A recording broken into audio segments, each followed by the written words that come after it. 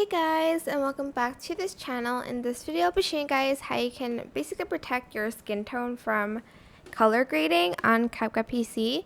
So for instance, I have this video. I don't know which video to select. Okay, this one. And I went to adjustments and I went and added like an LUT. For instance, what's one that'll make, okay, this one. And I don't want her skin tone to be affected by it. I know this kind of just looks normal because it does really blend well with the effect. But maybe like this one, this part of her face is too bright and I want to protect her from that.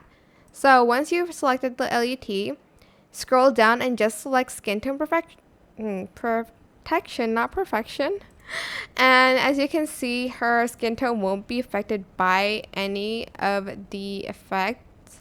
It does look very different. This one kind of is alright with it, but you're just going to want to make sure it blends a little bit better, maybe by adjusting the saturation or whatnot.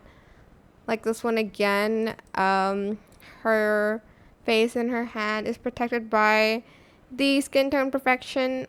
Sorry, I keep saying protection.